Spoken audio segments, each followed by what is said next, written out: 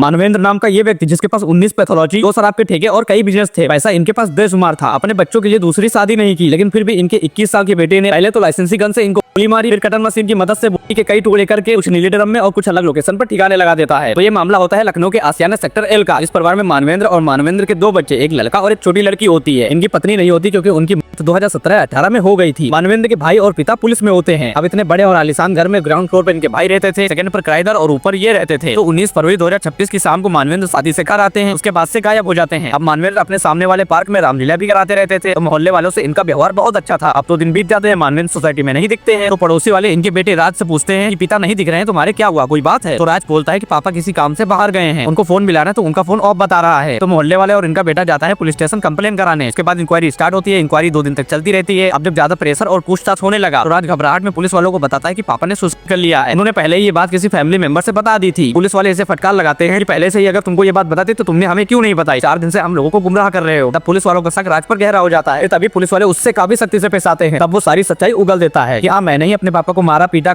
Drum में किया और उनकी आधी बॉडी को डिस्पोज कर दिया। इस सब का रीजन क्या था? मानवेंद्र अपने बेटे से बोलते थे MBBS करने के लिए, लेकिन इसका मन बिजनेस करने में था। इसी चक्कर में ये पहले ही एक बार घर से भाग चुका था। उसके बाद से मानवेंद्र इस पर दबाव डालना बंद कर दिया था, लेकिन फिर भी थोड़ी बहुत नोक-झोंक होती रहती थी इन दोनों में। एक दिन इतना ज्यादा बढ़ गया कि इसने ये कर डाला। अब जिस पिता ने अपने बच्चों के खातिर दूसरी शादी नहीं की, दुनिया की सारी ऐसो आराम दी, लेकिन उसी ने इतना घिनौना काम कर दिया।